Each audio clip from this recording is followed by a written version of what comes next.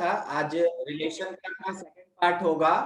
Relation पढ़ रहे थे, सेट के बाद रिलेशंस पढ़ रहे थे और रिलेशन का आज सेकंड क्लास है, रिलेशन पार्ट 2। अब इसमें आपको थोड़ा याद करा दे कि हम लोग क्या क्या पढ़ चुके थे। रिलेशन जो होता है, it is the set of ordered pair. Relation is set of ordered pairs, ये हम लोग पढ़ चुके थे। दूसरा कि ऑर्डर्ड पेयर्स का इक्वालिटी क्या होता है और ऑर्डर्ड पेयर्स कैसा होता है। तो राउंड ब्रैकेट में अगर कभी भी दो एलिमेंट ऐसे लिखे जो कॉमा से सेपरेटेड हो तो ये कहलाता है ऑर्डर्ड पेयर। और ऑर्डर्ड पेयर का एक कैरेक्टरिस्टिक होता है, एक प्रॉपर्टी होता है कि ऑर्डर्ड पेयर अगर ए बी के फॉर्म में है तो it never be equals to the ordered pair B है। कहने का मतलब ऑर्डर्ड पेयर का अगर पोजीशन चेंज कर देते हैं तो वैसे केस में पूरा का पूरा ऑर्डर्ड पेयर ही चेंज हो जाता है। ठीक है। दूसरा हम लोग ये पढ़े थे इक्वालिटी ऑफ ऑर्डर्ड पेयर। इस इक्वालिटी ऑफ ऑर्डर्ड पेयर में हम लोग ये पढ़े हुए थे कि अगर कभी एक ऑर्डर्ड पेयर ए बी दूसरे ऑर्डर्ड पेयर सी डी के इक्वल है तो फर्स्ट प्लेस का एलिमेंट फर्स्ट के इक्वल होगा और सेकंड प्लेस का एलिमेंट सेकंड के इक्वल होगा। ये चीज हम लोग पढ़े हुए थे। क्या था अपने पास कंडीशन कि A will be equals to C and B is equals to D. ये हम लोग ऑलरेडी पढ़े हुए थे। अभी इसके बेसिस पे हम लोग कुछ लीनियर इक्वेशन सॉल्व किए थे, एक्स और वाई का वैल्यू निकाले थे। ऐसा हो गया था अपना स्टडी, इतना काम हो गया था। आज का मेन काम जो है ना, आज का मेन अपना जो स्टडी का पार्ट है वो है फॉर्मेशन ऑफ रिलेशन। ऊपर वाला जितना आपको बताया उसी से रिलेटेड पार्ट्स हम लोग ऑलरेडी स्टडी कर चुके थे। आज का पार्ट है अपना फॉर्मेशन ऑफ रिलेशन और पूरे के पूरे रिलेशन पार्ट में ये सबसे बड़ा और सबसे इंपॉर्टेंट चीज। कारण क्या है कि यहां से आप सीखेंगे कि किसी एक रिलेशन को कैसे बनाया जाता है, कैसे फॉर्म किया जाता है। ठीक है। इसके ऊपर कार्टेशियन सिस्टम भी पढ़े थे जिसको कोऑर्डिनेट सिस्टम कहते हैं, रिप्रेजेंटेशन भी किए थे हम लोग। उसके साथ में हम लोग कार्टेशियन प्रोडक्ट भी निकाले थे, सेट का क्रॉस प्रोडक्ट भी निकाले थे हम लोग। ठीक है। ए क्रॉस बी ये कैलकुलेट किए थे, नॉट वेक्टर। ये हम लोग कहां पे किए थे, ये हम लोग रिलेशन में किए थे। जैसे कि ए क्रॉस बी जो था आपको याद होगा, it is the Cartesian product of A and B. ये हम लोग पढ़े। इसके बेसिस पे हम लोग यूनिवर्सल रिलेशन पढ़े थे। साथ ही साथ हम लोग ये भी देख लिए थे कि कितना डिफरेंट रिलेशन दो गिवन सेट पे पॉसिबल होता है। वो सब हो गया था। मतलब कि रिलेशन के स्टार्टिंग का जो पार्ट था कि रिलेशन कैसे बनता है, उस चीज को छोड़ के रिलेशन वर्ड से रिलेटेड जो पार्ट एग्जिस्ट करता है सब हम लोग पहले पढ़ लिए। तो आज का मेन फोकस अपना फॉर्मेशन ऑफ रिलेशन पे है। और फॉर्मेशन ऑफ रिलेशन कहने का मतलब है कि दो तीन टर्म होता है जिस पे आपको विशेष ध्यान देना चाहिए। ठीक है। सबसे पहला, आपके पास क्वेश्चन कैसे दिया रहेगा। कारण है कि मैथमेटिक्स है तो क्वेश्चन ही आपका थ्योरी की तरह यहां पे बिहेव करेगा। तो सबसे पहले क्वेश्चन कैसे दिया रहेगा। क्वेश्चन देने का दो तरीका होता है, दोनों दिखाएंगे आपको। सबसे पहले फंडामेंटल रूल, जो कि स्टेटमेंट टाइप से आपके पास क्वेश्चन होता है। लिखा रहेगा form a relation, form a relation, एक रिलेशन बनाइए विच कंटेन ऑर्डर्ड पेयर का फॉर्मेट दिया रहेगा x y belongs to relation R. ये क्या बोला कि एक रिलेशन आर का फॉर्मेशन करो जिसके अंदर ordered pair x comma y के फॉर्म में होगा। इसका मतलब हुआ कि एक्स का वैल्यू फर्स्ट पोजीशन और वाई का वैल्यू सेकंड पोजीशन पे होगा। ठीक है। As x belongs to a set containing 0 1 2 3, x कौन से सेट का एलिमेंट होगा वो दिया रहेगा, y कौन से सेट का एलिमेंट होगा वो दिया रहेगा, समथिंग ऐसा। ठीक है। और इसके साथ में बताया हुआ रहेगा कि x और y के बीच में क्या रिलेशन है। तो x related to y, x related to y, ये क्या पढ़े हम लोग, x related to y by the condition y is equals to. हाँ हेलो। हाँ हाँ बोलिए बोलिए। सर मेरा प्लान खत्म हो गया तो अचानक रुक गया था सर, आप एक बार शुरू से रिपीट कर सकते हैं? हाँ बिल्कुल हम करेंगे, बस एक मिनट हम केवल क्वेश्चन कंप्लीट कर लें, उसके बाद हम बिल्कुल रिपीट करेंगे। ठीक है, बिल्कुल रिपीट होगा। हाँ ठीक है सर। देखिए, सबसे पहला यहाँ पे अपने पास x related to y means y is equals to something, कुछ अपने पास दिया हुआ है, इट इज 2x + 1 लाइक, ठीक है। ये हुआ कंप्लीट क्वेश्चन, ये हुआ कंप्लीट क्वेश्चन। अब ध्यान से देखिए, आपके पास जब कभी भी रिलेशन फॉर्म करने से रिलेटेड कोई भी क्वेश्चन दिया रहेगा तो उसमें क्या क्या आपको ढूंढना है, बाकी सब तो फिलर होता है। क्वेश्चन बोला फॉर्म अ रिलेशन, ठीक है, एक रिलेशन बनाओ which contain ordered pair XY which belongs to the relation R। इसका मीनिंग ये हुआ ना कि जब आप रिलेशन R से रिलेटेड किसी भी ऑर्डर्ड पेयर का फॉर्मेशन करेंगे, उसका first element X first place पे रहेगा और एलिमेंट Y सेकंड प्लेस पे रहेगा। कभी भी X के एलिमेंट को सेकंड पोजीशन और Y के एलिमेंट को फर्स्ट पोजीशन पे नहीं लिखेंगे, ये क्वेश्चन आपको बता देगा, तो ये ध्यान देना है। आगे आपसे ये बोला गया कि X क्या क्या हो सकता है, तो X में भी 0 हो सकता है, 1 हो सकता है, 2 हो सकता है, 3 हो सकता है। इसके साथ में आपको ये भी बता दिया गया कि Y क्या हो सकता है, तो Y 2, 3, 4 और 5 हो सकता है। इसके अलावे कोई भी वैल्यू अडॉप्टेबल नहीं है, इसके अलावे कोई भी वैल्यू अडॉप्टेबल नहीं है, ठीक है। उसके बाद बताया गया कि x और y कैसे रिलेटेड, तो y is equals to 2x + 1। ये जरूर आपको देगा कि x और y कैसे रिलेट होगा, कुछ भी कंडीशन देगा, क्योंकि मैथमेटिक्स के पास कंडीशन का कमी नहीं होता, तो वो कुछ भी कंडीशन देगा मगर जरूर देगा। तो आपको किन किन बातों पे ध्यान देना है, सबसे पहले ऑर्डर्ड पेयर में एलिमेंट का फॉर्मेट क्या है, दूसरा कि एलिमेंट जो है वो कौन से सेट से बिलोंग कर रहा है, कौन से सेट से बिलोंग कर रहा है, और तीसरा कि जो x और y है उसके बीच का रिलेशन क्या एग्जिस्ट कर रहा है। जब आप इन तीनों बातों को एक बार में समझ गए तो अब देखिए बनाएंगे कैसे। सबसे पहले y इक्वल्स टू 2x + 1, कोई सोच के बता सकता है x इंडिपेंडेंट की y इंडिपेंडेंट? समझते हैं इंडिपेंडेंट वेरिएबल और डिपेंडेंट वेरिएबल? नहीं, सर y डिपेंड कर रहा है x पे। एकदम से। इस पर्टिकुलर कंडीशन में आपको ये पता होना चाहिए x जो है वो इंडिपेंडेंट है, वो इंडिपेंडेंट है, और जो y है ना it is dependent variable. Sir ये बात कैसे होता है, हो सकता है आप में से कोई कोई भूल गया होगा, क्योंकि है ना ये प्रीवियस क्लासेस में है तो बताया तो जरूर गया होगा आपको, मगर फिर भी अगर आप यहाँ पे x का कुछ भी वैल्यू रखते हैं तो आफ्टर कैलकुलेशन y मिलेगा। तो आप वैल्यू किसका रखें, x का, जिसका आप वैल्यू रखते हैं वो हमेशा इंडिपेंडेंट वेरिएबल होता है, वो हमेशा इंडिपेंडेंट वेरिएबल होता है, और जिसका वैल्यू कैलकुलेट होता है वो होता है डिपेंडेंट वेरिएबल, वो होता है डिपेंडेंट वेरिएबल, ठीक है। तो अब हम लोग सोचें कि x अगर रखना है तो क्या रख सकते हैं, x का वैल्यू 0 रख सकते हैं, x का वैल्यू 1 रख सकते हैं। देखिए यहाँ पे आपके पास सेट लिखा हुआ है ना 0, 1, 2 और 3, x का वैल्यू 2 रखा जा सकता है, x का वैल्यू 3 रखा जा सकता है। अब इसके अकॉर्डिंग y क्या निकलेगा, तो जब आप x के जगह 0 पुट किए, ठीक है, जब आप x के जगह पे 0 पुट किए, x के जगह 0 पुट किए तो आपको मिल गया 2 × 0 + 1 मीन्स 1। जब आप x के प्लेस पे 1 पुट करेंगे तो y आपको मिलेगा 3। जब आप x के जगह पे 2 पुट करेंगे तो y आपको मिलेगा 5, ठीक है। और जब आप x के जगह पे 3 पुट करेंगे तो y आपको मिलेगा 7, ठीक है, 7।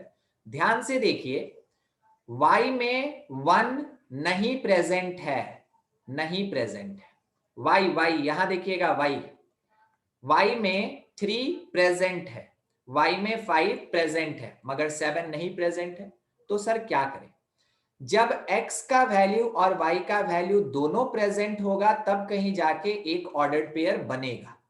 जब भी x और y दोनों का वैल्यू गिवन सेट के अंदर प्रेजेंट होगा तभी एक ऑर्डर्ड पेयर बनेगा।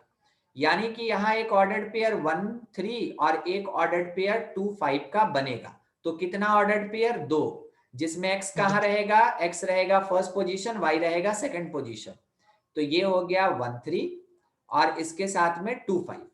और जब आप इसको कर्ली ब्रेस में क्लोज कर देंगे, it is the required relation, it is the required relation as described in question, ठीक है। जैसा आपके क्वेश्चन में बोला गया वैसा रिलेशन आपके सामने निकल गया।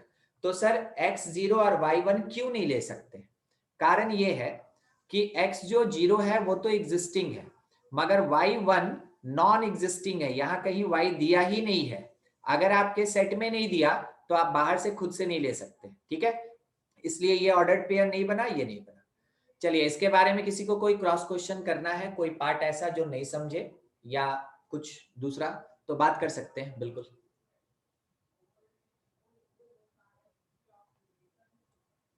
नहीं, सब क्लियर? चलिए ठीक, सब क्लियर तो बढ़िया। हाँ? एकदम पूछना है, ठीक ना, पूछने में तो हिचकिचाना ही नहीं है, खास करके मैथमेटिक्स है, क्वेश्चन ही आपको थ्योरी देगा। देखिए, नाम लिखें और एक भी लाइन नहीं लिखे, ठीक है, सीधा क्वेश्चन पे आ गए, क्योंकि क्वेश्चन ही है, थ्योरी इसमें कुछ है ही नहीं, जो समझना है क्वेश्चन से समझना है, ठीक है। दूसरा मान लीजिए जैसे बोला relation R is equals to containing ordered pair yx such that x and y both belongs to 0 1 2 3 4 5 ऐसा। और इसके बाद ये लिखा हुआ है कि y is equals to x plus 2, y is equals to x plus 2। देखिए, जितना काम का चीज इस फॉर्मेट में उतना ही लिखा रहता है, मगर जब स्टेटमेंट वाला फॉर्म होगा तो उसमें फालतू बकवास भी रहता है, ठीक है। तो जब कभी भी इस फॉर्मेट में, किस फॉर्मेट में, set builder form, it is called set builder form. जब सेट बिल्डर फॉर्म में किसी रिलेशन को फॉर्म करने के लिए बोलेगा तो वैसे केस में केवल और केवल काम का चीज दिया रहता है। तो आपको कहां से स्टार्ट करना चाहिए और कैसे समझना चाहिए? जो भी निकालेंगे ऑर्डर्ड पेयर में y का वैल्यू फर्स्ट पोजीशन पे लिखेंगे, x का वैल्यू सेकंड पोजीशन पे लिखेंगे, ठीक है। x और y दोनों का वैल्यू अगर ले सकते हैं तो 0 ले सकते हैं, 1 ले सकते हैं, 2 3 4 और 5, इसको छोड़ के और कुछ नहीं ले सकते। उसके बाद x और y कैसे रिलेटेड?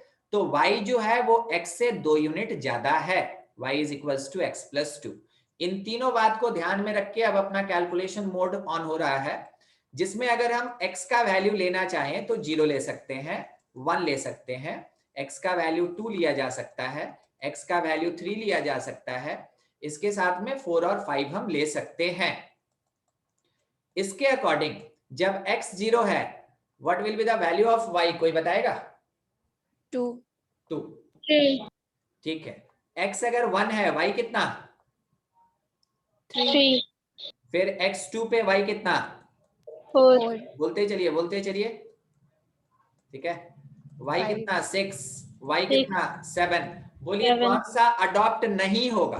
कौन सा अडॉप्ट नहीं होगा? 6 और 7। 6 और 7।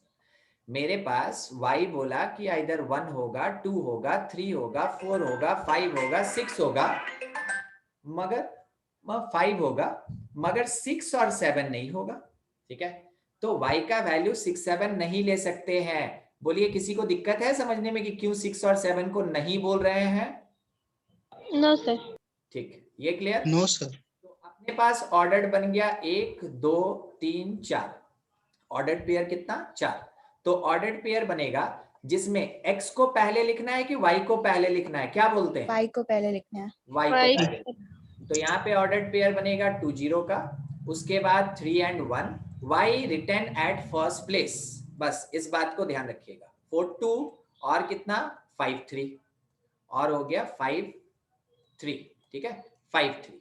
इसको जब हम लोग कर्ली ब्रेस के अंदर क्लोज कर देंगे तो जाके अपने रिक्वायर्ड रिलेशन का फॉर्मेशन हो गया, ये आपका आंसर हो गया। देख लीजिए बनाने का तरीका, ठीक है। और अब एक क्वेश्चन आपको खुद से बनाना है ताकि आप है ना डिफिकल्टी फेस कर सके। वो ऐसा नहीं कि आप बना दीजिएगा तो मेरा मतलब एक मुश्किल हल हो जाएगा, नहीं। आप जब बनाइएगा ना तो हमको मेन पता चलेगा कि आपको दिक्कत कहाँ हो रहा है। अगर आपसे नहीं बना तो, और बन गया तो सब बढ़िया, ठीक है। फिर हम दूसरे टाइप के क्वेश्चंस पे प्रोसीड करेंगे। क्वेश्चन ये लिखा कि relation R3 that will be ordered pair containing AB such that A belongs to A and B both belongs to 0 2 4 6 से लेके 16 तक, 0 से स्टार्ट होके 16 तक। आपको इतना तो पता चला इवेंट्स ले रहे हैं, ठीक है। 0 2 4 6 8 10 12 14 16, ठीक है, ये सारा लिखा। अब रिलेटेड कैसे है, तो B square that is equals to A, B square is equals to A. सोच के देखिए तो कौन इंडिपेंडेंट और कौन डिपेंडेंट है, बस ऐसे ही डिस्कशन। कोई बता पाएगा कौन इंडिपेंडेंट और कौन डिपेंडेंट है यहाँ पे? बी डिपेंडेंट है। Be independent, dependent. ठीक है, ये इंडिपेंडेंट है और ए जो है ना ये डिपेंडेंट है। सर ये कैसे आप बोले, ठीक है, ये कैसे आप बोले? सोचिए अगर b का वैल्यू 2 रखते हैं तो 2 का स्क्वायर करेंगे तब ना a निकलेगा। जब आप किसी नंबर का स्क्वायर कीजिएगा तब तो a निकलेगा, तो a बाद में कैलकुलेट हो रहा है, हेंस इट इज डिपेंडेंट। और क्योंकि आप इनिशियली b का वैल्यू पुट कर रहे हैं इसलिए इसको हम लोग बोलेंगे इंडिपेंडेंट, ठीक है। चलिए आपका क्वेश्चन है, आपका क्वेश्चन है, आप बस हमको यहाँ पे आंसर दे दीजिए, आप अपनी कॉपी में सॉल्व करेंगे। सबको 16,4 0 0 4 2 16 4 16 4 ये 36 36 एक्चुअल में इसलिए नहीं आएगा ना क्योंकि यहाँ पे 16 तक ही तो एंड करना है हम लोग को, समझे? इसलिए 36 नहीं आएगा, 16 पे एकदम ठीक है। सब कोई सॉल्व करें, कोई ज्यादा हड़बड़ाने का जरूरत नहीं है, आप अपना सॉल्व कीजिए। और चलिए एक आंसर आया हुआ है, आप मैच करते चलेंगे ताकि आपको पता चले अगर आपका कुछ मिस्टेक हो रहा है तो भी उसको काटने का जरूरत नहीं है और यहां से कॉपी करने का जरूरत नहीं है। आप अपना आंसर खुद से प्रिजर्व रखें, जिस दिन क्विज होना होगा, जिस दिन टेस्ट होना होगा बिल्कुल होगा और उस दिन आप रिवॉर्डेड होइएगा। मगर आज के दिन सीखने का टाइम है, तो आप एकदम ना तो कॉपी करें और ना ही अपने आंसर को आप कट करें, ठीक है। जो आंसर है वही रहने दीजिए, बस आप अपने आंसर एक बार मैच कर लें और अगर आपको दिक्कत होता है तो जरूर पूछ लें, ठीक है। क्या सबका आया? Yes sir. ठीक है। Yes sir. किसी का डिफरेंट भी आया क्या, कुछ डिफर किया? नहीं डिफर किया ना, चलिए सबका हो गया, बहुत बढ़िया, ठीक है, ठीक है। फिर प्रोसीड करेंगे आगे। कारण है कि देखिए आपको ऑर्डर्ड पेयर ए बी बोला था, तो ए का वैल्यू मतलब कि जो स्क्वायर होगा वो फर्स्ट पोजीशन पे होगा और जो नंबर होगा वो सेकंड पोजीशन पे होगा। बस यही चीज हम लोग को यहाँ पे ध्यान में रखना था और कुछ नहीं। आगे का बात, नेक्स्ट इसी में टाइप। देखिए उससे पहले हम एक ऑपरेटर डिफाइन करना चाहते थे। जानते हैं आप मैथमेटिकल ऑपरेटर किसको कहते हैं?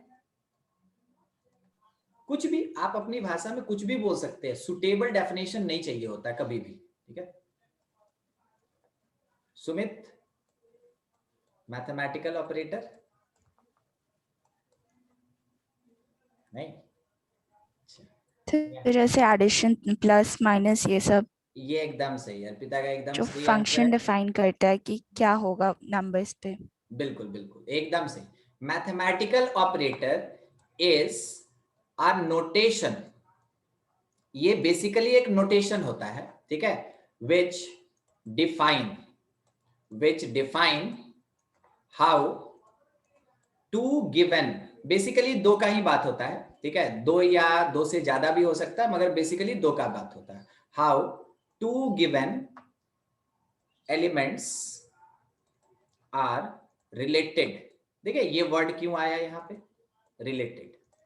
जो दो गिवन एलिमेंट है वो कैसे एक दूसरे से रिलेटेड है वो दिखाने वाला मैथमेटिकल ऑपरेटर होता है। सर थोड़ा एग्जांपल, मान लीजिए हम आपसे ये बोल दिए कि 3 और 2, आंसर कोई देगा?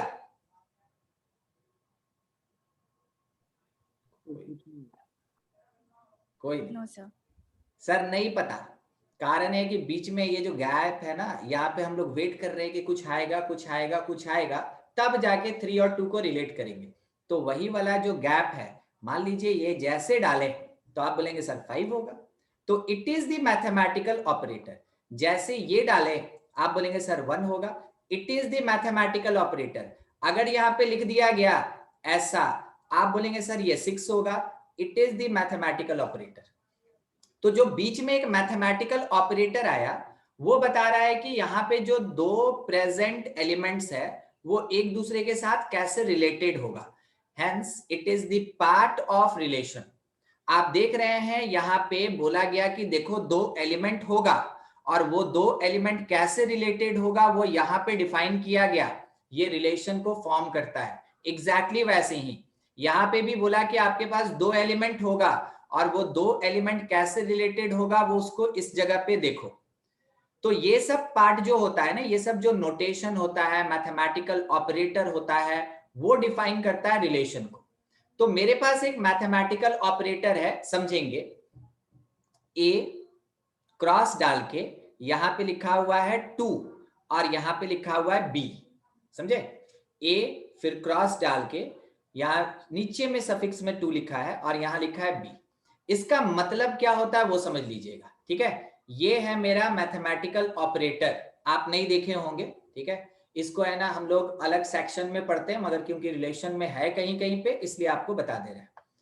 जैसे ए क्रॉस सफिक्स में 2 और बी लिखा, इसका मतलब ये हुआ कि it provide remainder, it will be equals to the remainder, remainder जो डिवीजन करने के बाद बचता है, remainder when a into b divided by 2, a into b divided by 2। आपको ये बस ऑपरेटर को पहचानना था, ठीक है। अगर कभी आपके पास ऐसा टर्म दिया कि a b related with multiplication modulo कहते हैं इसको क्या बोलते हैं, मल्टीप्लिकेशन मॉड्यूलो, मल्टीप्लिकेशन, ठीक है, आर मॉड्यूलो, मल्टीप्लिकेशन मॉड्यूलो। और लास्ट वाला टर्म है ना, ये वैरी करता है। तो ये कैसे वैरी करेगा, यहां लिखा मल्टीप्लिकेशन मॉड्यूलो 2, मल्टीप्लिकेशन मॉड्यूलो 2। तो इसका मतलब आप यहां पे क्या निकाल रहे हैं कि मल्टीप्लिकेशन मतलब कि दोनों नंबर को मल्टीप्लाई करना, उसके बाद मॉड्यूलो का मतलब है कि उसको डिवाइड करने के बाद जो रिमाइंडर बचेगा, और 2 का मतलब है कि 2 से डिवीजन करना है। समझ रहे हैं, इस एक छोटे से नोटेशन का इतना सारा मीनिंग हो रहा है। क्रॉस डाल के अगर सफिक्स में 2 लिख दिया, इसका मतलब है कि दोनों नंबर को पहले मल्टीप्लाई करो, फिर 2 से डिवाइड करो, जो रिमाइंडर बचेगा वही इसका आंसर होगा, ठीक है, वही इसका आंसर होगा। ऐसे लिखा जाता है। चलिए अगला पार्ट मेरे पास ये है। सर इसको एक बार एग्जांपल से समझा दीजिए ना। हाँ बिल्कुल, अब हम क्वेश्चन ही ले रहे हैं, ठीक है। क्वेश्चन ही बोल रहे हैं ना नाज, क्वेश्चन बोल रहे हैं ना, क्वेश्चन से समझाने ना, नहीं अब बोलेगी ही नहीं। Okay sir. ठीक है, देखिए मान लीजिए जैसे हम लोग से ये बोला गया कि A बिलोंग्स टू एक सेट है 1 2 और 3, ठीक है। B बिलोंग्स टू एक दूसरा सेट है, इसमें लिखा हुआ है -1 5, -1 नहीं, हम इसको 0 लेना चाहते हैं एक्चुअल में, 0 5 और 7। और हम लोग से बोला कि ordered pair A multiplication modulo 2b belongs to the relation.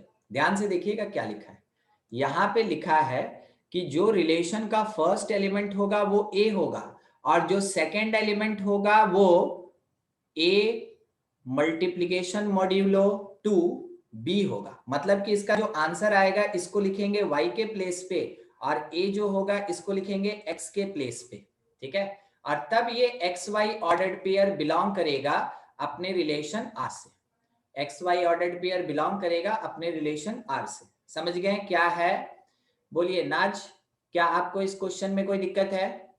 No sir. ठीक है, तो अब हम लोग के कैलकुलेशन का बारी आया। तो सबसे पहले जब हम A का वैल्यू 1 रखेंगे, ठीक है, जब A का वैल्यू 1 रखेंगे तो इसके रिस्पेक्ट में B आप क्या ले सकते हैं, B आप 0 भी ले सकते हैं, B आप 5 भी ले सकते हैं और B का वैल्यू आप चाहें तो 7 भी ले सकते हैं। तो 1 related with all these 3 elements. अब इसके बेसिस पे आगे का कैलकुलेशन कुछ ये करना है कि हमको कैलकुलेट करके देना है 1 क्रॉस 2 और यहां 0। मतलब कि 1 इंटू 0 कितना मिला? 0 0 0 और 0 डिवाइडेड बाई 2 कितना मिला? 0 0 डिवाइडेड बाई 2 रिमाइंडर कितना मिला? ओ 0 डिवाइडेड बाई 2, अरे रिमाइंडर यार, कितना छोटा सा चीज है। ठीक है, कितना मिलेगा हम लोग को? 0 मिलेगा। रिमाइंडर में भी आप लोग है ना गड़बड़ कर देते हैं। चलिए ये 0 मिलेगा। ठीक है, ठीक। सेकंड बाय द वे 1 ए के जगह पे 1 है और बी के जगह 5 है, तो 1 multiplication modulo 2 of 5, 1 into 5 divided by 2, remainder कितना भाई? कितना? 2.5 रिमाइंडर 1 मिनट, मेरा लैपटॉप पर चार्ज नहीं हो रहा है। हाँ 1 इंटू 5 कितना होता है? 5 और 5 डिवाइडेड बाई 2, रिमाइंडर कितना आएगा? सर 1 1। फिर उसके बाद 1 इंटू 7, 1 और यहाँ मॉड्यूलो 7, 1 7 बाई 2 कितना रिमाइंडर? 1। ठीक है, ये आ गया 0 और 1, 0 और 1 आ गया। सर इसके आगे और क्या कर सकते हैं? तो देखिए कैसे कैसे है ना एलिमेंट आएगा। अब a का वैल्यू आप ले लीजिए 2, तो 2 से रिलेटेड फिर से b का पार्ट क्या होगा? 0 होगा, b का पार्ट क्या होगा? 5 और b का पार्ट क्या होगा? 7। चलिए इस प्लेस पे अगर हम बात करें कि 2 मल्टीप्लीकेशन मॉड्यूलो ऑफ 2 इंटू 0, क्या आंसर होगा? 0 0 2 इंटू 0 डिवाइडेड बाई 2, रिमाइंडर कितना बचेगा? 0। ठीक है, एक मिनट, देखिए कोई मान ले रहे हैं, ठीक है, इतना बड़ा बात भी नहीं है, मगर अपनी सेफ्टी के लिए हम बता देना चाहते हैं। 2 से जब 11 में डिवाइड करेंगे ना तो 5 टाइम में ये 10 होगा और रिमाइंडर बचेगा 1, तो इसको कहते हैं कोसेंट। ठीक है, और ये जो बच गया ना इसको कहते हैं रिमाइंडर। आई होप आपको पता होगा, मगर फिर भी हम क्या बोले, अपनी सेफ्टी के लिए बता देते हैं। ठीक है, अगला, क्योंकि हमको आंसर सबसे चाहिए ना तो सबको बोलना है, कोई डाउट नहीं। हाँ बोलिए, यहाँ पे रिमाइंडर कितना? 0 5 0 2 इंटू 5 इज 10। ठीक है, और 10 डिवाइडेड बाई 2 मीन्स रिमाइंडर कितना होगा? 0। टोटली डिविजिबल है ना। अच्छा 2 यहाँ मल्टीप्लीकेशन 7 क्या? 0 2 into 7 is 14. Whenever divided by 2, then remainder will be 0 since it is fully divisible by 2. ठीक है, अच्छा नेक्स्ट पार्ट एक और बचा है। अगर a का वैल्यू 3 ले लें और इससे रिलेटेड, वैसे मेरा आंसर हो चुका है मगर फिर भी हम चाहेंगे इसको लिखना, b is equals to 0, यहाँ पे b is equals to 5 और इस प्लेस पे b is equals to 7। तो जब कैलकुलेट किया गया इस प्लेस पे, तो 3 मल्टीप्लीकेशन मॉड्यूलो ऑफ 2 विथ 0, क्या आंसर आएगा? 0 3 इंटू 0 0 और डिवाइडेड बाई 2, रिमाइंडर 0। अच्छा इस प्लेस पे 3 मॉड्यूलो 2 5 कितना? 1 3 इंटू 5 इज 15 और 15 डिवाइडेड बाई 2, वैसे केस में रिमाइंडर कितना? अच्छा 3 और 7 का क्या आएगा? 1 ही आएगा। 21 डिवाइडेड बाई 2, रिमाइंडर 1। देख रहे हैं आंसर अपना 0 और 1 छोड़ के कुछ नहीं आया। चेक कीजिए, 0 और 1 छोड़ के कुछ भी नहीं आया। इसलिए नहीं आया क्योंकि जब आप 2 से डिवाइड करेंगे ना तो 2 ही पॉसिबिलिटी है रिमाइंडर का, या तो 0 या फिर 1, इसलिए हर जगह पे ये मिला है। अब हम लोग को जो रिलेशन फॉर्म करना है थोड़ा उसको देख ले। तो relation R is equals to ordered pair बनेगा, और अगर आइडेंटिकल होगा तो नहीं लिखेंगे। ठीक है, तो हमको सोच के बताइए, जैसा क्वेश्चन में बोला है तो 1 का 0 के साथ ऑर्डर्ड पेयर बनेगा या इस 1 का इस वाले 0 के साथ ऑर्डर्ड पेयर बनेगा? फर्स्ट वाला कि सेकंड वाला, कौन सा 0?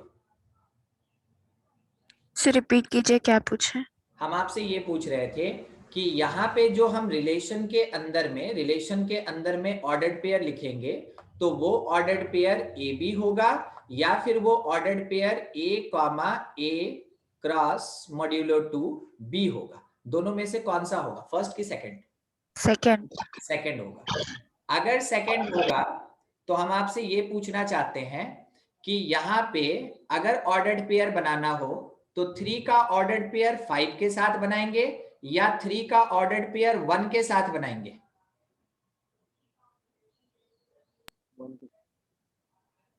सर 1 के साथ। 1 के साथ, क्योंकि आपको ए बी नहीं लेना है, आपको ए बी नहीं लेना है। थोड़ा इधर उधर हो जा रहा है, हम थोड़ा छोटा कर रहे हैं ताकि सब चीज सामने दिखे आपको। देखिए हम क्या बोले, ए बी नहीं लेना है, ए बी नहीं लेना है, तो क्या लेना है? ए, मान लीजिए इसको सी बोलते हैं, सी लेना है आपको, ठीक है। ए बी और सी, ए बी और सी में से आपको क्या लेना है? ए सी लेना है, ए सी। ये ए लेना है और ये लास्ट का रिजल्ट्स लेना है, लास्ट का रिजल्ट्स लेना है, तब ऑर्डर्ड पेयर बनेगा।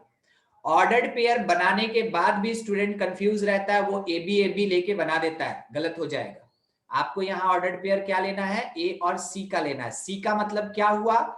जब ए मल्टीप्लीकेशन मॉड्यूलो 2 विथ बी है तो उसका जो रिजल्ट आया है उसको सेकंड पोजीशन पे यानी वाई के जगह पे लिखेंगे। तो यहां पे थोड़ा 1 मिनट का और डिस्कशन है, हम चाहते हैं कि आपको कोई कंफ्यूजन ना रहे। ए को x बोले और इस पूरे के पूरे रिजल्ट को y बोले, तो यहां से आपको x कितना मिला? x1 और y कितना मिला? y का वैल्यू 0, ठीक है सुमित ना? ठीक है सुमित। देखिए अब यहां हम लिखना स्टार्ट करते हैं, तो 1 का 0 के साथ, फिर 1 1, जहां आपको दिक्कत होगा फिर से बोलिएगा 1 1, सब लिख रहे हैं हम आपको, सब। फिर 2 का 0 के साथ 2 0, फिर 2 का 0 के साथ 2 0, बाद में हम इसको सॉर्ट करेंगे, अभी सब लिख रहे हैं। 9 का 9 2 0, ठीक है। फिर उसके बाद 3 का 0 के साथ 3 0, फिर 3 का 1 के साथ ऑर्डर्ड पेयर, और लास्टली अपने पास आएगा 3 और 1 ही आएगा। फिर से यहाँ का 3 और यहाँ का 1, 3 और 1, ये ऐसा है। अब देखिए क्योंकि आप बनाए हैं इस प्लेस पे एक सेट, और सेट के अंदर एलिमेंट रिपीट नहीं करता है, अगर एलिमेंट रिपीट नहीं करता है तो फिल्टर करके 1 टाइम 1 0 लिखेंगे एक ऑर्डर्ड पेयर, 1 1, ये दोनों मिलके एक बार लिखा जाएगा, ये दोनों मिलके एक बार लिखा जाएगा, 2 बार नहीं लिखा जाएगा। फिर उसके बाद 2 0 1 टाइम, ये तीनों क्योंकि आइडेंटिकल है इसलिए रिटर्न सिंगल टाइम, एक बार लिखा जाएगा। फिर उसके बाद 3 0 और एक 3 1, मतलब ये दोनों सेम है इसलिए कितनी बार मेंशन करेंगे? 1 टाइम मेंशन करेंगे, 1 टाइम मेंशन करेंगे, ठीक है। ये बनके तैयार हो गया रिलेशन। किसी को कोई डाउट है एकदम पूछे, ऑपरेटर चेंज कर देगा बस, और कुछ नहीं करेगा, ठीक है। किसी को भी अगर कहीं पे भी माइनर सा भी कुछ डाउट है या आप कोई सजेशन देना चाहते हैं, बिल्कुल बात करें, अदरवाइज मेरे पास क्वेश्चन रहता है हमेशा। ये सब ऐसा पार्ट नहीं है जिसमें हमको है ना बुक देखने का जरूरत पड़ता है क्वेश्चन के लिए, समझे। ये सब है ना एकदम मतलब बेसिक फंडामेंटल। बेसिक का मतलब हल्का नहीं होता है, बेसिक का मतलब होता है इसके बेसिस पे क्वेश्चंस बनता है दूसरा, ठीक है। कभी भी बेसिक का मतलब मत सोचिएगा हल्का होता है, उसके ऊपर दूसरे का न्यू खड़ा होता है, और वो बेसिक पार्ट जो भी होता है ना उसमें किसी बुक का कोई रिक्वायरमेंट नहीं होता है, मगर आपको बनाना है बुक से, ठीक है। हम बता रहे हैं अपना बात कि हमको क्वेश्चन देने के लिए किसी बुक का रिक्वायरमेंट नहीं। दिमाग में सोचिए कोई एक कंडीशन डाल दिए, अब फुलफिल करना है, रिलेशन बन जाएगा, बस ये था। तो आपको प्रैक्टिस भी वैसे ही करना है, ठीक है। नेक्स्ट, अभी जैसा हम लोग डिस्कशन कर रहे थे उसी के बेसिस पे एक और क्वेश्चन है कि relation R that is equals to, यहाँ पे लिखा हुआ है xy is the ordered pair such that x belongs to natural number, y belongs to natural number and x square plus y square is equals to 41, x square plus y square is equals to 41। तो बोला form relation R, question ये बोला form relation R। अब देखिए यहां पे जानते हैं थोड़ा आपको कॉन्सेप्ट के हिसाब से सोचना पड़ेगा, मतलब नेचुरल नंबर 1 से स्टार्ट होगा मगर कहां खत्म होगा नहीं पता। इसके ऊपर में आप देख रहे थे आपको जो भी सेट दिया हुआ रहता था वो काउंटेबल नंबर के साथ होता था, किसी में 3 एलिमेंट है, किसी में 2 एलिमेंट है, किसी में 4 एलिमेंट है। मगर यहां जब नेचुरल नंबर बोल दिया अब वो काउंटेबल नहीं है, तो आपको पुट करने से ज्यादा अच्छा है कि इस रिलेशन के ऊपर थोड़ा सा ध्यान दीजिए और सोचिए कि कौन से दो नंबर के स्क्वायर का सम 41 होता है।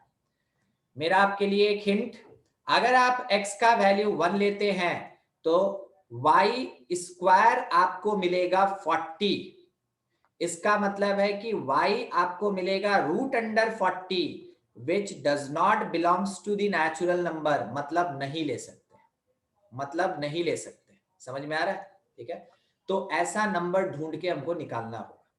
चलिए अब अगली बार सर कोई ऐसा बता दीजिए कम से कम कि हाँ हो जाए। ठीक है, हम आपको ये बोले x का वैल्यू आप एक बार सोच के देखिए 4।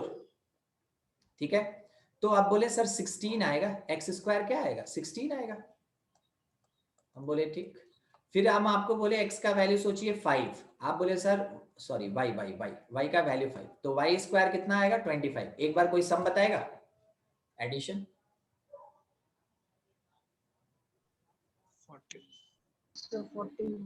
41, बहुत धीरे आवाज आया मगर 41 आ गया।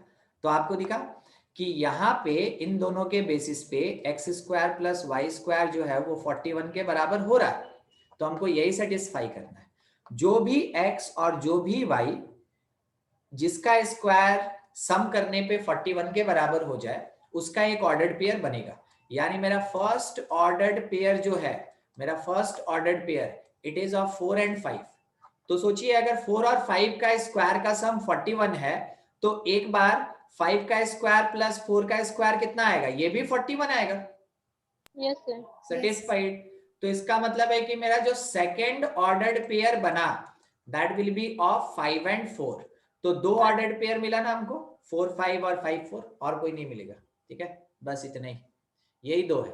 तो आप कह सकते हैं कि जो रिलेशन R होगा it contain only two ordered pairs, one of 4,5, another is 5,4।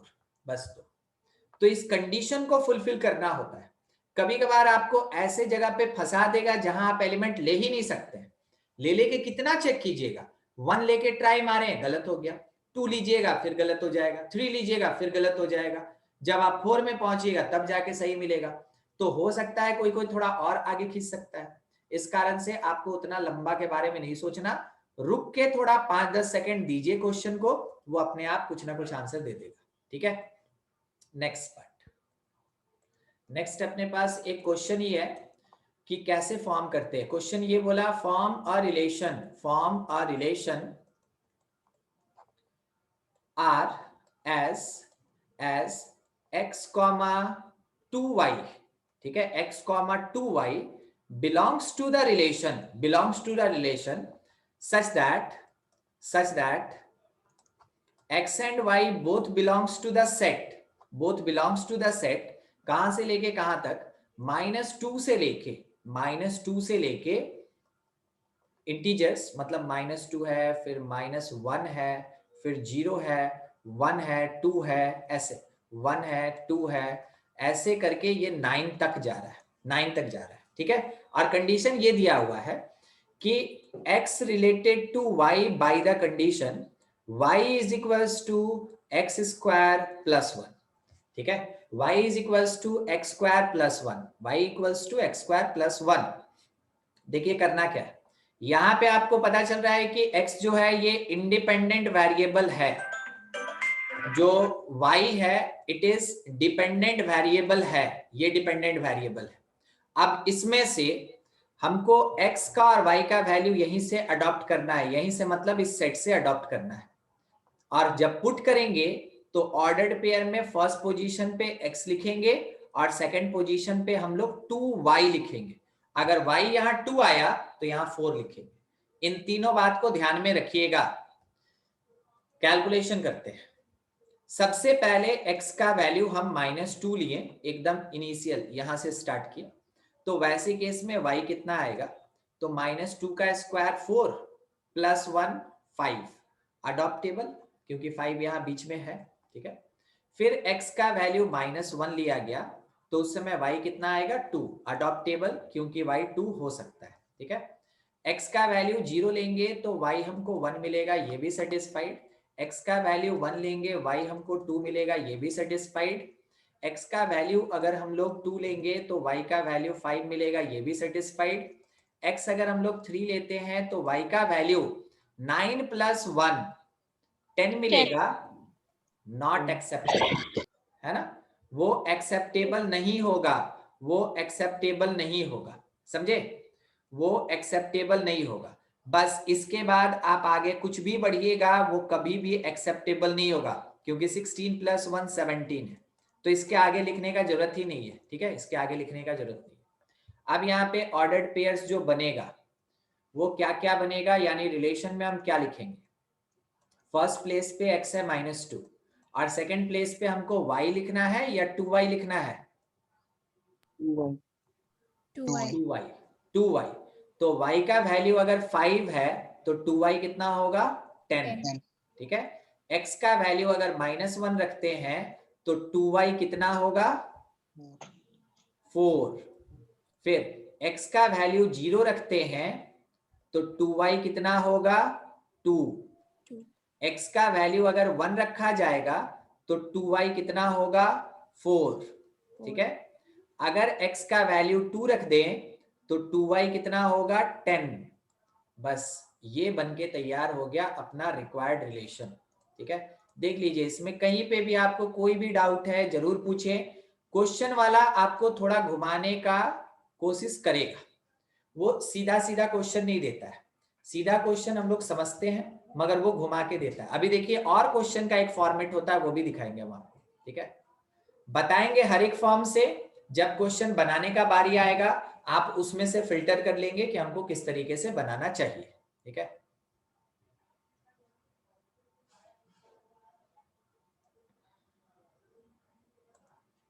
सबका हो गया, कोई वैसा दिक्कत नहीं है, ठीक, आगे बढ़ते हैं। तो देखिए अब क्वेश्चन कैसा दिया, relation r is equals to x, 2x + 1 such that x belongs to set containing 2 5 7। बस इतने में हम लोग को है ना रोक दिया। देख लीजिए इस क्वेश्चन में क्या एब्सेंट है। इस क्वेश्चन में आपको y नहीं दिया हुआ है, y बोल के कुछ नहीं दिया पूरे क्वेश्चन में, केवल x x x ही दिख रहा है। तो क्या समझेंगे ना कि मेरे पास जो गिवन है x तो x है, मगर ये जो 2x + 1 है ना, इसको हम खुद से मान लिए y। तो मेरे पास ऑर्डर्ड पेयर कौन से फॉर्म में होगा, xy के फॉर्म में होगा, जो किससे बिलोंग करेगा, रिलेशन r से बिलोंग करेगा। तो अब अगर आपसे बोला जाए कि आप x क्या ले सकते हैं तो आप बोलिएगा 2 ले सकते हैं। तो उसके अकॉर्डिंग आपको y का वैल्यू क्या मिलेगा, बोलिए y का वैल्यू बोलिए, 5। x का वैल्यू 5 तो y कितना, 11। x का वैल्यू 7 तो y कितना, 15। क्या अपने पास y का कोई भी रेस्ट्रिक्शन इस क्वेश्चन में आपको दिख रहा है, इस पूरे क्वेश्चन में आपको कहीं y का रेस्ट्रिक्शन नहीं है, ठीक है, y का रेस्ट्रिक्शन नहीं है, इसलिए आपको चेक ही नहीं करना है कि वो सेट से बिलोंग कर रहा है कि नहीं, तो सीधा आंसर लिखेंगे। सुमित कुछ बोलना चाह रहे हैं, नहीं, अच्छा आवाज नहीं आ रहा, वो मतलब साउंड क्लियर नहीं आ रहा था, हम सोचे शायद माइक ऑन है तो कुछ पूछना चाह रहे हैं, कोई बात नहीं। देखिए r is equals to first place पे 2, सेकंड 5, तो पहला ऑर्डर्ड पेयर 2 5, दूसरा ऑर्डर्ड पेयर 5 11 और तीसरा ऑर्डर्ड पेयर 7 और 15 होगा, तीसरा ऑर्डर्ड पेयर 7 और 15 होगा। ये बनके तैयार हो गया आपका रिलेशन r, ठीक है, ये है रिलेशन r। तो रिलेशन बनाने का जितना भी कंडीशन होता है, जितना तरीका होता है, सब बता दिया गया। अब आपका काम है कि बुक में से रिलेशन से रिलेटेड क्वेश्चंस बनाएंगे। अब फॉर्मेशन ऑफ रिलेशन टॉपिक खत्म हो गया, आगे थोड़ा प्रोसीड करते हैं, रिलेशन से ही रिलेटेड कुछ और पार्ट है उस पर डिस्कशन, ठीक है। तो सबसे पहला पार्ट है डोमेन ऑफ रिलेशन, और बहुत सिंपल होता है, बहुत सिंपल होता है। तो domain of relation is set of element at first place, elements at first place of each ordered pair, हर एक ऑर्डर्ड पेयर के फर्स्ट प्लेस का जो एलिमेंट होता है उसको मिला के अगर एक सेट बना दें तो सेट को हम लोग कहते हैं डोमेन ऑफ द रिलेशन। ठीक है, जैसे कि आपके पास क्वेश्चन में गिवन रहेगा, रिलेशन आपके क्वेश्चन में गिवन रहेगा, जैसे 2 5 मान लीजिए -3 4 और 0 1 ऐसा दिया गया है रिलेशन। बोला कि इसका डोमेन निकालो, तो हम लोग लिखते हैं डोमेन ऑफ रिलेशन आर, ऐसे डोमेन ऑफ रिलेशन आर।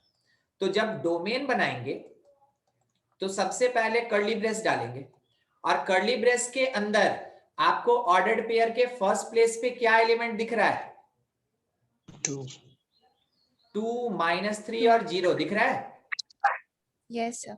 ठीक है, तो क्या बोला गया था? ऑर्डर्ड पेयर के फर्स्ट प्लेस पे जो एलिमेंट होता है, ऑर्डर्ड पेयर के फर्स्ट प्लेस पे जो एलिमेंट होता है उसी से हम लोग को डोमेन ऑफ द रिलेशन मिलता है। तो बस फर्स्ट प्लेस के एलिमेंट को उठा के आपको यहाँ पुट करना है, मतलब 2 -3 और 0 हो गया अपना डोमेन का काम। कोई मुश्किल चीज नहीं था। नहीं सर। ठीक, नेक्स्ट एक रिलेशन आ रहा है और यहाँ पे लिखा 1 3 1 5 1 7। चलिए डोमेन बताइए तो। 1 1 1 सिंगल टाइम है ना, एक बार केवल बोलेंगे, अगर रिपीट कर रहा है तो एक ही बार बोलेंगे, हो गया मेरा डोमेन। ठीक है, ये अपना डोमेन आ गया। नेक्स्ट एक और, मान लीजिए रिलेशन इस बार नाम है R3 और उसके अंदर दिया हुआ है A, 2, उसके अंदर दिया हुआ है 5, B, उसके अंदर दिया हुआ है -x, 3। चलिए डोमेन बोलिए भाई, डोमेन। A, 5 5, -x. A5 और -x, A5 और -x। तो डोमेन ऑफ रिलेशन निकालने में कुछ ज्यादा मेहनत नहीं करना। ठीक है, हम लोग को केवल रिलेशन के ऑर्डर्ड पेयर के फर्स्ट प्लेस के एलिमेंट को लिख देना है, बस उसी से डोमेन ऑफ द रिलेशन का फॉर्मेशन होता है, उसी से डोमेन निकलता है। ठीक है, आगे चलिए देखें। नेक्स्ट पार्ट अपने पास ये कि एक और टर्म है, इज कॉल्ड रेंज। ठीक है, range of relation, range of relation.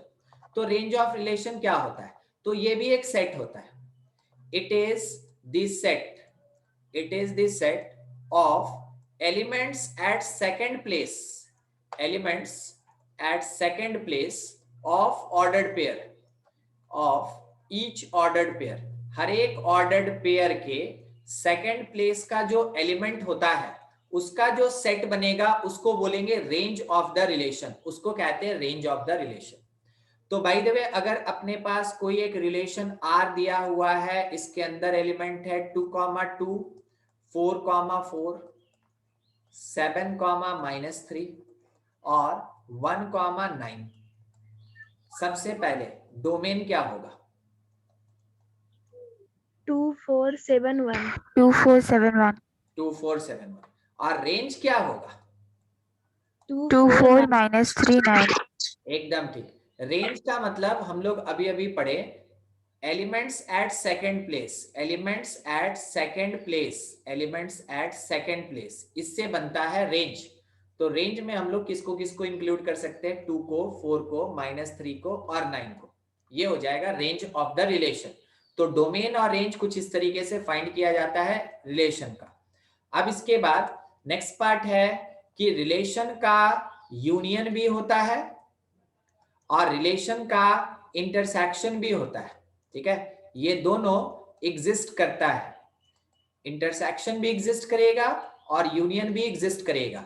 तो जैसे सेट में पढ़े थे ना कि अगर दो सेट का यूनियन करना है तो क्या करेंगे? कॉमन और अनकॉमन सबको लिखते हैं, मगर जब इंटरसेक्शन करते हैं तो वैसे केस में केवल कॉमन पार्ट को लिखते हैं। तो मान लीजिए कि अपने पास ये गिवन है, एक रिलेशन R1 गिवन है, इट कंटेन 1 1, उसके साथ 1 0। ठीक है, और एक रिलेशन R2 गिवन है, इट कंटेन 1 1, इसके साथ में 2 0। ठीक है, 2 0। चलिए बोलिए तो R1 यूनियन R2 क्या क्या होगा? 1 1, 1 0, 2 0. एकदम ठीक। सारा का सारा एलिमेंट, सारा का सारा ऑर्डर्ड पेयर आएगा और जो अगर रिपीट कर रहा है उसको हम लोग सिंगल टाइम लिखेंगे। जो रिपीट कर रहा है उसको सिंगल टाइम लिखेंगे। हाँ ठीक है, देखिए जो रिपीट कर रहा है उसको सिंगल टाइम लिखेंगे, और बाय द वे अगर कोई अनकॉमन है तो उसको भी हम लोग यहां मेंशन करेंगे। ठीक है, ये चीज था। और अगर R1 इंटरसेक्शन R2 पूछे तो इसमें केवल कॉमन पार्ट, क्या आंसर होगा? 1 1 1 1 होगा। ठीक है, 1 1 होगा, एकदम ठीक। यही चीज जो सेट में पढ़े ना वही यहाँ पे अप्लाई ही करना है आपको। रिलेशन भी क्या होता है, एक टाइप का सेट ही होता है, तो बिल्कुल उसी तरीके का ये काम करेगा। चलिए आपके लिए एक क्वेश्चन है, R1 अगर है मेरे पास 2 5 3 0 1 -1, फिर उसके बाद R2 अगर लिखा हुआ है 3 0 0 3 और 2 2, तो वैसे केस में चाहिए R1 यूनियन R2 का डोमेन, R1 यूनियन R2 का डोमेन क्या होगा, और रेंज चाहिए, ध्यान दीजिएगा, range of R1 intersection R2 चाहिए। आपका क्वेश्चन है